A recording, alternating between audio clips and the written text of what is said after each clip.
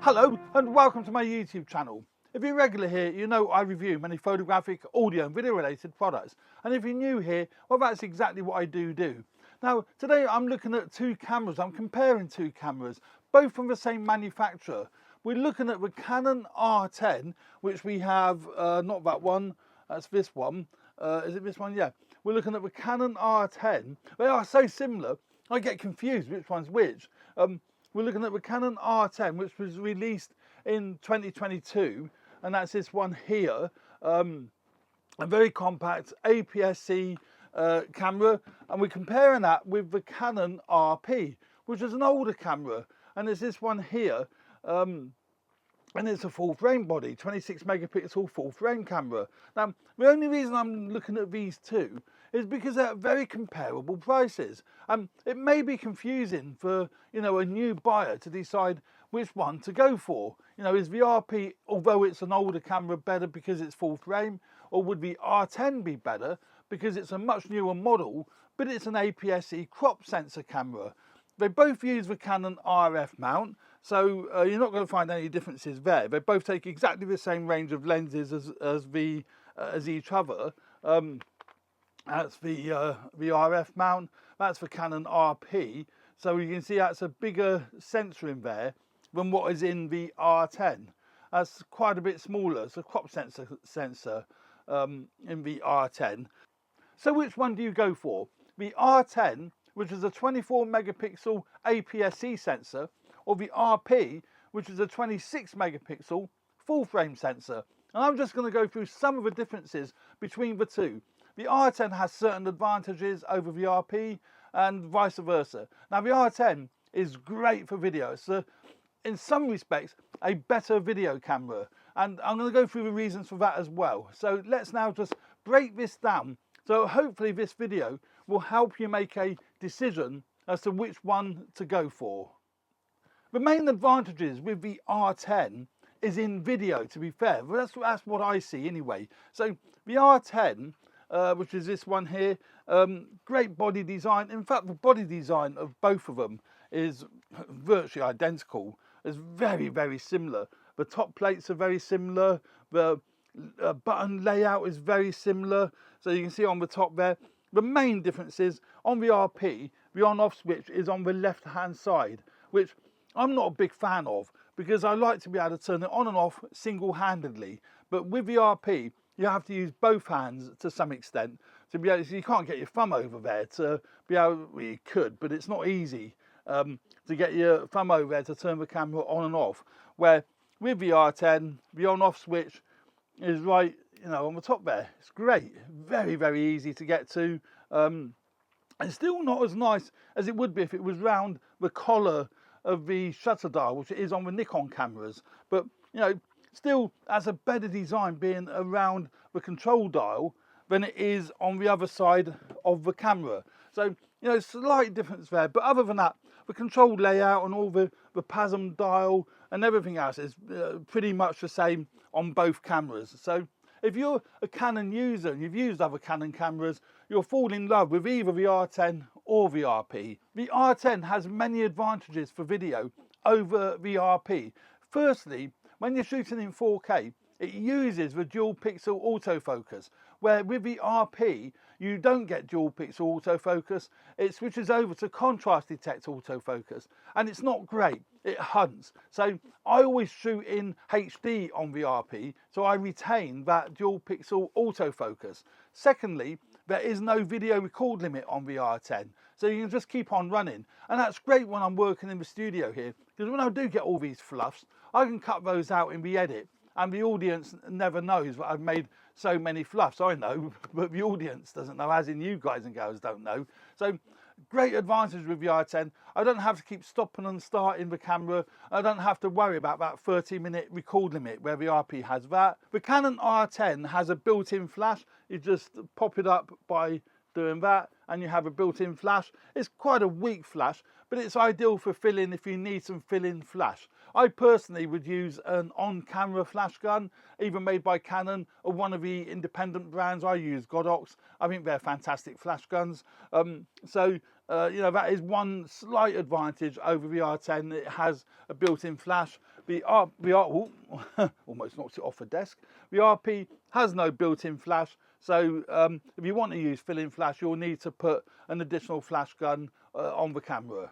Another really big advantage with the R10, if you're into wildlife photography or sports photography, it shoots at 23 frames per second. So with the R10, it's great if you're photographing wildlife. You've got that 23 frames mechanical shutter on the R10, where on the RP it's 5 frames a second. So much slower. Not really ideal for sports or wildlife whatsoever.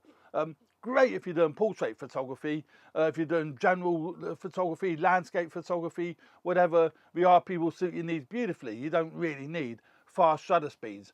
But the R10 has got that additional burst speed, you know, if that's needed. The R10 has a higher CPA rating than what the RP does. The R10 is rated at 450 shots, the RP is at 250. Although, to be fair, I've taken the RP out many times for, you know, going out and about, and I don't really have an issue with it. And also, it's such a compact little battery, just have a spare battery in your pocket. So I do see that as an advantage, that you can take more photographs with one charge with the R10, but I wouldn't see that as a buying decision between the RP and the R10. The weight between the two of them, again, very negligible. The R10 is 425 grams body only, and the RP is 485. So, you know, hardly any difference in weight, to be honest. You're not going to notice it, and I don't notice it as I walk around. I find them both very compact, very lightweight. Build quality, I find on both of them is excellent. The RP's got a really nice grip. If I had to say, I guess the RP's got a slightly better grip than what the R10 has, but they're both great grips, really compact bodies. I just like the body styling, the body size, and I've walked around with both these cameras for a long time in the course of a day, and I've not found any issue with either of them. And so I think the grip, for me, is more comfortable on the RP than it is on the R10. I find the R10 just a little bit more squashed, but still, you know, certainly comfortable. It's a slightly more compact body. It feels a more compact body. You know, it just is, you know, is great.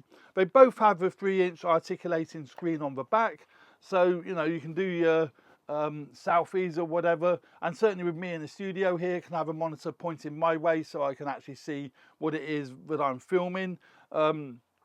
And you know, they both have that feature. I say the body layout is pretty much the same on both cameras. Both cameras have a multi-interface shoe. Well, the hot shoe is a multi-interface shoe.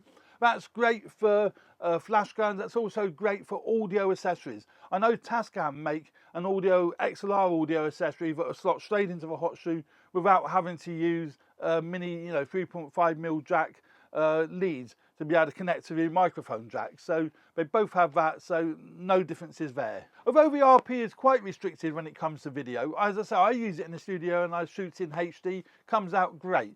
But the RP does have a mic and headphone jack ports on the side of the camera, which is great, HDMI out, they both have that. But on the R10, it has no headphone jack, which is a bit of a shame. It's got your mic jack, which is perfect. So it's got your mic jack on the side there, but it has no headphone jack. With a Canon RP, you can charge it via USB-C. So it's got a USB-C port on the side, but you can't power it via USB-C. So if you are doing long-term video recording or you're doing time lapses, you may run into issues with the RP. It may run out of battery. I use a power grip in here, so I've got 2 batteries in the grip, and when I'm filming in the studio here, that extends the battery life, but I would certainly be happier if I could run it via USB-C. With the R10, it's great in the studio here. A, it has no video record limit, but B, I can power it via USB-C, because it's got the USB-C port on the side. You just have to make sure you use a power delivery block that the camera supports, or use a mains adapter that the camera supports. So I use my MacBook Pro charger with the Canon camera, and it works great. I will leave a link in the description what power block I do, what USB power block I do use that will work with the Canon R10. So if you are interested in buying one, you'll find a link in the description that will work with the Canon R10. I did mention earlier that the Canon R10 is a 24 megapixel sensor, crop sensor, and the RP is a 26 megapixel full frame sensor. The RP has more focus points than what the R10 has, which is quite surprising considering it's an older camera. Maybe because it's a full frame sensor, I don't know. But it's got 4,779 focus points compared to the R10 that only has 651 focus points. That's a little bit surprising. Although, to be fair, I've had no issues whatsoever getting the focus with either of them. I haven't actually noticed the difference between the number of focus points on the RP to the R10. But what I will say though, if you're into wildlife photography or photographing your cats or your dog or whatever, the R10 has animal eye detect, where the RP hasn't. The RP has human eye detect, but or people eye detect, but not animal eye detect. So if that is something that you're keen on, and as I said earlier, the R10 is better for wildlife photography because of a fast burst rate. So again, the R10 would be a better option there. Neither of these cameras have in-body image stabilization. You need to go up to something like the Canon R7 or the R5 if you're looking at a full frame body, the R6, but neither of these bodies have image stabilization, so you're not going to find any differences there. Image quality for both cameras is great. You're not going to have any issues with image quality from either of them. And the great thing is, both cameras will take the RF lenses, obviously because it's an RF mount body. On my R10, I've got the 16mm RF mount lens fitted to it. Very good value lens, great lens. And on my RP, I've got my 50mm lens fitted to it, which is a full frame lens. They're both full frame lenses, work great on either camera, and I swap them around quite regularly. But the beauty is you can adapt lenses, you can adapt EF lenses or EFS lenses to work on the R10 and on the RP. Now, the R10 being a crop sensor camera, there's a lot more lenses available for the R10 than what there is for the RP, and they're brilliant value for money. Now, I have the, here I've got the Canon 10-18 lens fitted to this adapter.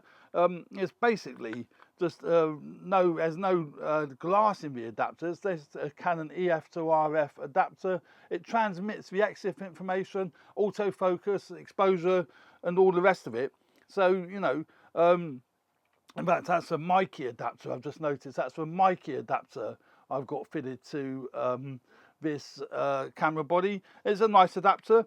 I really like it. I'll leave a link up here somewhere to my review of Mikey EF to RF adapter. And that just fits in there. And it'll take EF or EFS lenses. The EFS lenses are your crop sensor lenses. And that works great on the R10. They're brilliant value for money and they're great lenses. So you've got no problem with adapting lenses to work on either the Canon R10 or the RP or any of the RF bodies. And you look here, some of the photographs that I've taken using the Canon R10 and the RP.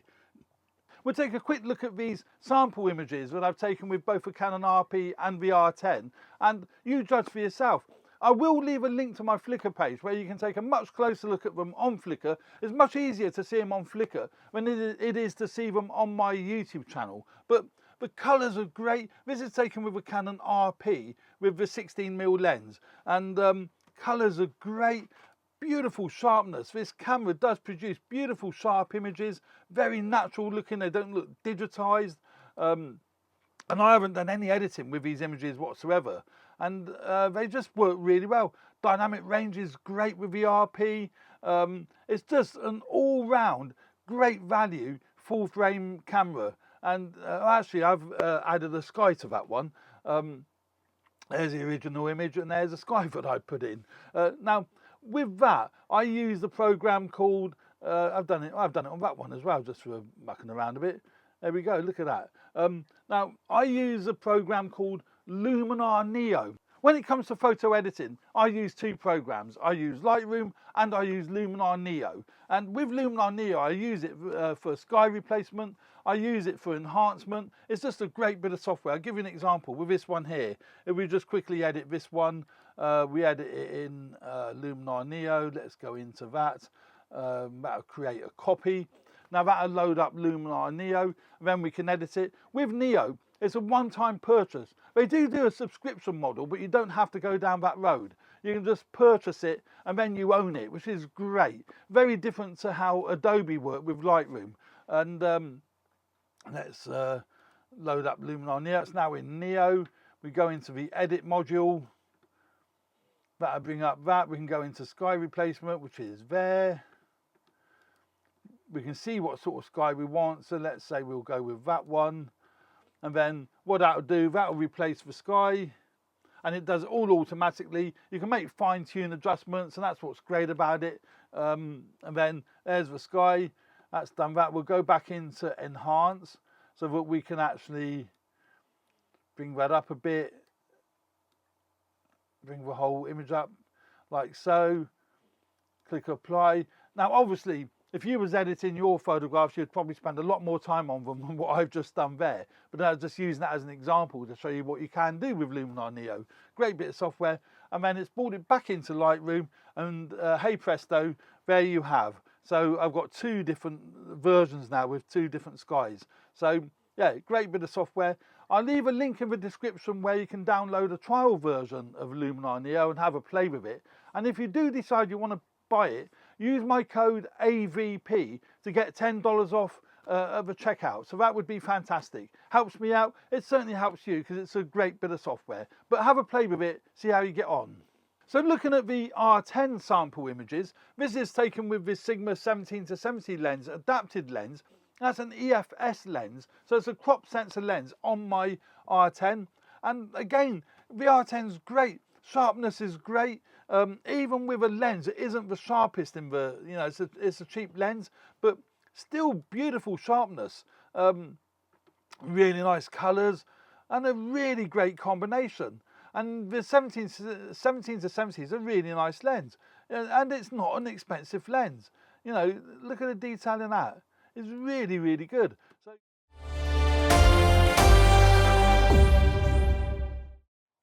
So to summarise, you'll get great results with either camera, be it video or photography. If you're a portrait photographer, the Canon RP, simply because it's a full frame sensor, and you get that lovely creamy bokeh if you're using a 50 or 85mm lens on the Canon RP. So if you're a wildlife or sports photographer, the R10 would be a better bet because you've got that crop factor to be able to get in tighter to the subject. Also, you've got that 23 frames per second that the RP hasn't got. The RP is only 5 frames a second, which is pretty hopeless if you're doing sports or wildlife.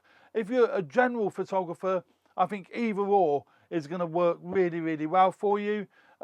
If you're into video, then, you know, certainly content creation, the R10's a no-brainer. The R10 will far surpass the RP because you do have the dual pixel autofocus in 4K. You've also got no video record limit, and you can power it via USB, which you can't do on the RP. So there we go. That is my conclusion on the two cameras, the Canon RP and the R10. So thanks very much for watching. I hope you found that useful. Hit the like button if you like the content of this video. Would really, really appreciate that. And leave any comments in the comments section. And don't forget to take a look at my Flickr page. The link will be in the description, and the Amazon affiliate links will be in the description as well. So thanks very much. Cheers for now. Bye.